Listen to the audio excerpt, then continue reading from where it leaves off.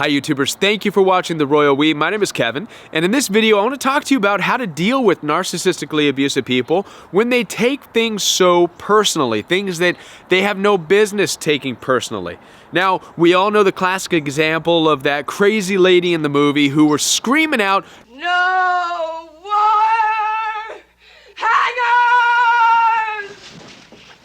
What's wire hangers doing in this closet when I told you no wire hangers ever?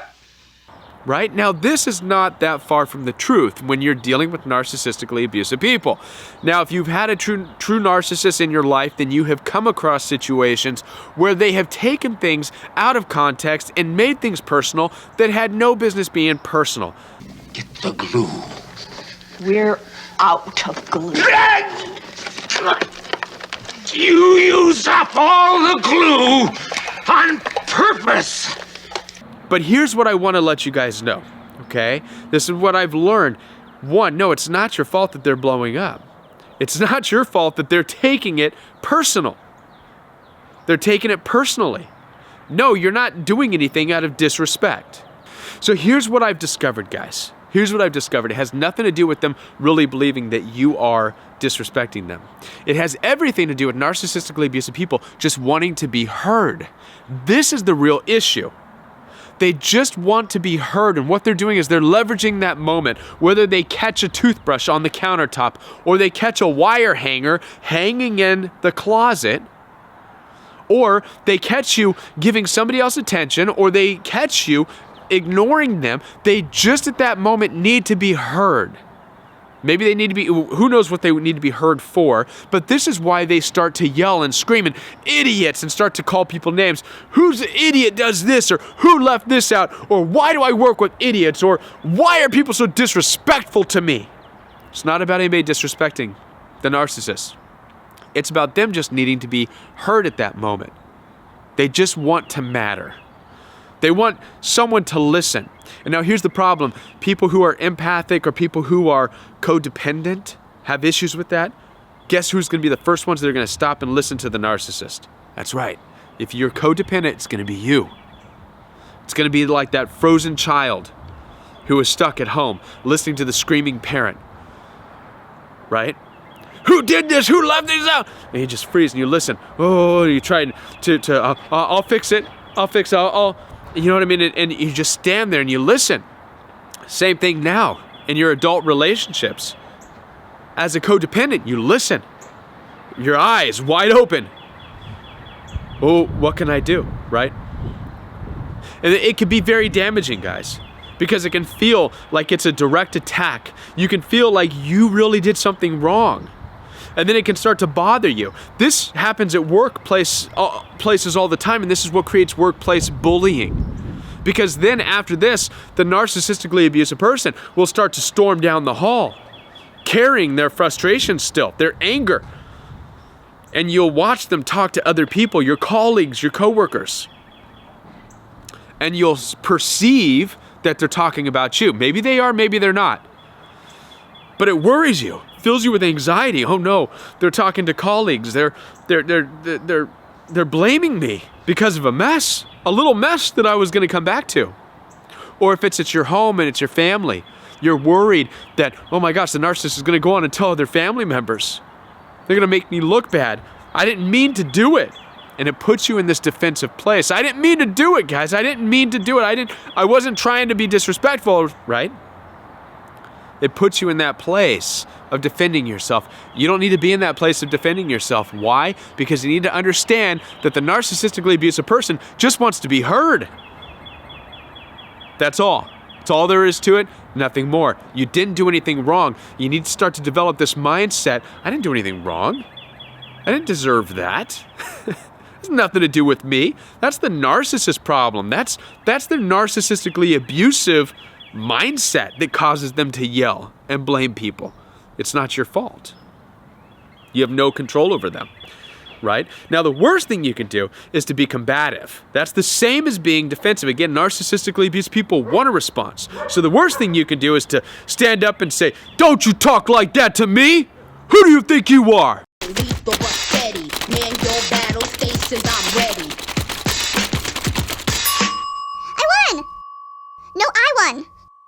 narcissistically abusive people have a way of bringing that out of you when you're around other people, and other people can attest and say, yeah, I saw Kevin explode, or I saw Sally kind of, yell at the narcissist. And again, it doesn't matter what the narcissist does. You have to focus on you and your response, okay? So we don't want to do that. But we also don't want to stand there like a deer in the headlights going, what did I do? What did I do? And start feeling really bad because you didn't do anything. It's not your fault. So here's what you want to do. You ready? I saved the best for last. It's very simple, guys. What you want to do is, yes, you can acknowledge the narcissistically abusive person, that they're upset and that they're yelling. You don't have to acknowledge that it has anything to do with you, but you can acknowledge that they're upset. You can acknowledge that they're yelling. And trust me, guys, this also might even satisfy the narcissist's need to be heard. Let me give you an example. Something is spilt on the counter at home. Spilt some milk or whatever. Didn't pick it up. You can hear the narcissist, this is disrespectful. I shouldn't have to clean up the counter. I'm not a parent, and blah, blah, blah. You can simply say, that was my mess. I'm going to pick it up right now. And they'll scream, I'm just tired of this. Just let them scream. Ignore them. All right, cleaned up. It's cleaned up. Now, they may storm off and continue to be steamed, but at this point, the narcissist isn't steamed at you anymore. The narcissist is now starting to be upset because they're filled with the hatred, and they can't stand that they're filled with hatred, and you just shut them down. What they wanted to do was get you to defend yourself, get into a fight with you, so that they can feel important in that way. But you shut that down simply by being quiet, just cleaning it up. All right, my mess is clean. Done deal. Same thing, if you're at work and it's a colleague or a coworker, they see the mess you left on your desk or whatever, or down the hall. You simply say, oh, you know what? I got pulled away. I got sidetracked. I got busy on another task. I'm getting ready to clean that up.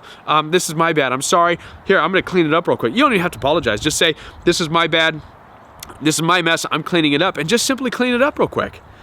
Okay? That's it. And let them storm off. Now, I know it can fill you with anxiety, because then you can come across the narcissistically abusive person talking to other family members or talking to other coworkers, and you can think they're talking about you.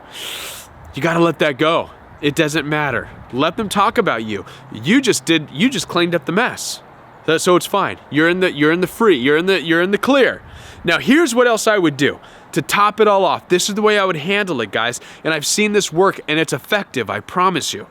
Especially in workplace situations with workplace bullying. You've cleaned up the mess. Do your part now. Go to your supervisor. Not to tattletale. Not to say so-and-so was yelling, calling people names and this and that. Just go to your supervisor and say, hey, listen, I just want to let you know that I'm working really hard to clean things up. I'm trying to do the best I can to cover multiple areas.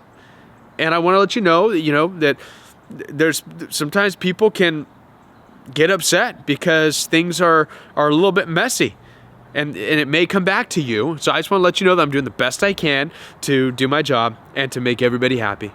It's all you got to say in the workplace, right? Your supervisor will appreciate it and will look at you as somebody who's a hard worker.